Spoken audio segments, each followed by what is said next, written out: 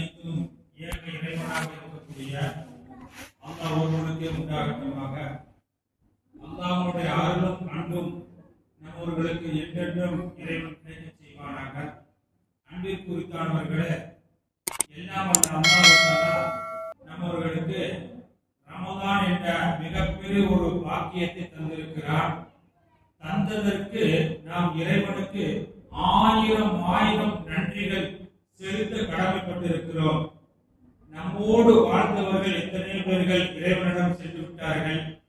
ஆனால் அல்லாஹ் தஆலா நம்மவர்களுக்கு ஹயாத்தை கொடுத்து நீண்ட ஆயுட்காலத்தை கொடுத்து நாமெல்லாம் ரமதானை சந்திக்க வேண்டும், அந்த ரமதானில் அதிகம் அமல்கள் செய்ய வேண்டும் என்பதற்காக இறைவன் நம்மவர்களுக்கு ஹயாத்தை வழங்கி இருக்கிறானே. இதற்காக இறைவனுக்கு ஆயிரம் நன்றிகள் செலுத்த கடமைப்பட்டிருக்கிறோம். அல்ஹம்துலில்லாஹ். அன்பிற்கு உரித்தானவர்களே, முதல் நாள் தராவி தொழுதால் அன்று பிறந்த பாடகராக அல்லாஹ் தஆலா ஆக்குகிறான் என்பதாக நாம் பார்க்கிறோம்.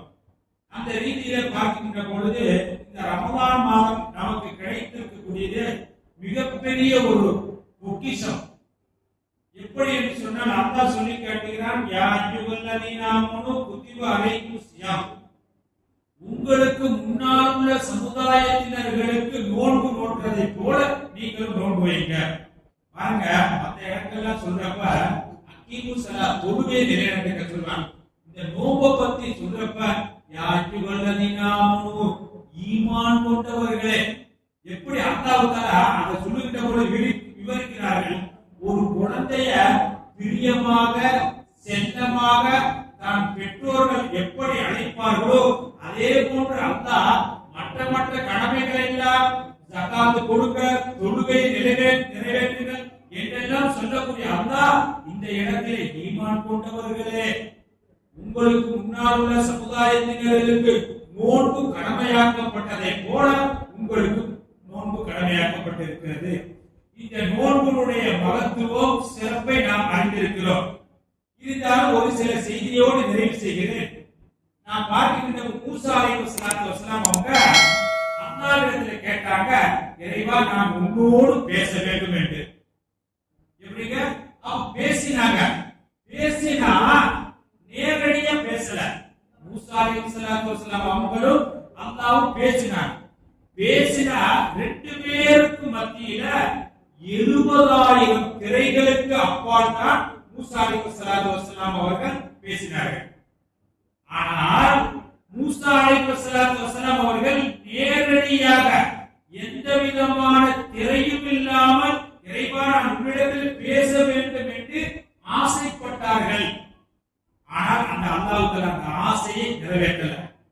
அல்லாஹ் சொன்னா, மூசாவே நீங்க நேரடியாக என்னிடத்தில் பேச வேண்டும் என்று ஆசைப்படுகிறீர்கள், அந்த சன்மானம் உங்களுக்கு வழங்கப்படல, அப்படிப்பட்ட ஒரு சிறப்பு உங்களுக்கு வழங்கல.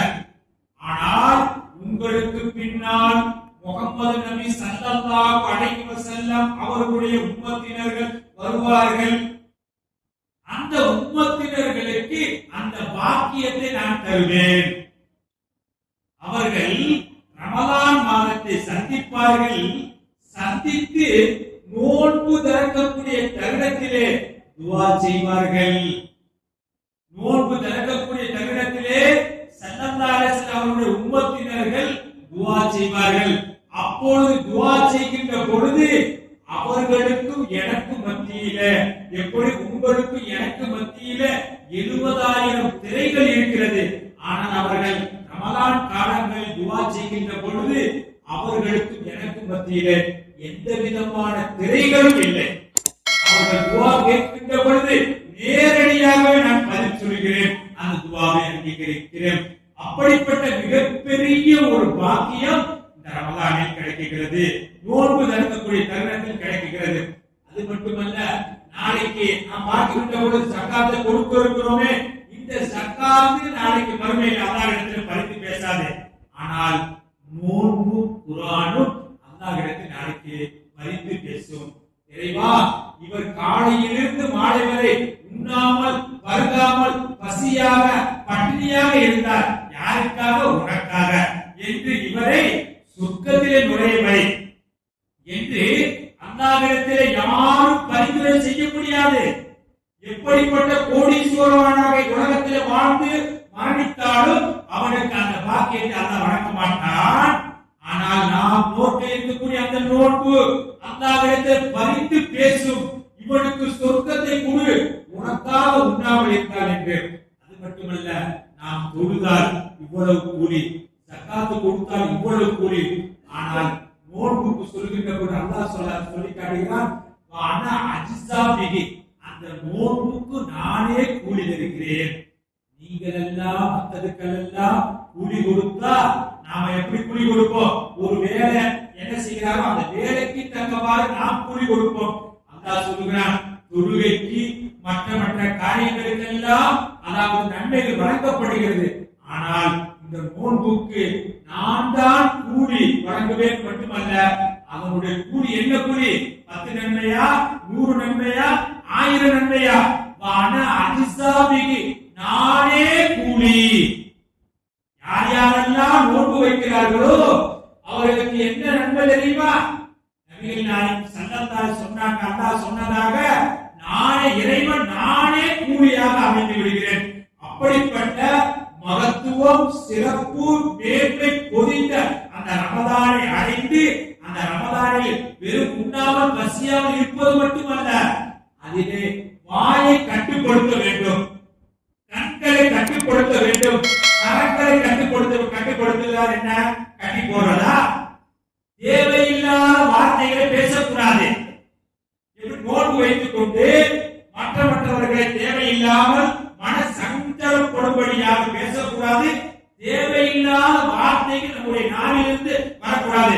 அப்படி அவ்வாறு சாதாரண நிறைய போல இருந்தார்கள் சொன்னால் அவன் வெறும் உண்ணாமல் பசியாக இருக்கிறானே தவிர அவன் நோன்பு இருந்து எந்த விதமான பயனும் இல்லை என்று நபிகள் நாயகம் ஸல்லல்லாஹு அலைஹி சொல்லியிருக்கிறார்கள்.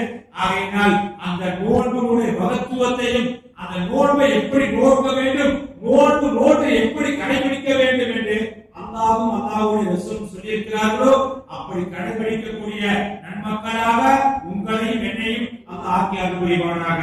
வாஹிர் தஅவானா அல்ஹம்துலில்லாஹி ரப்பில் ஆலமீன்.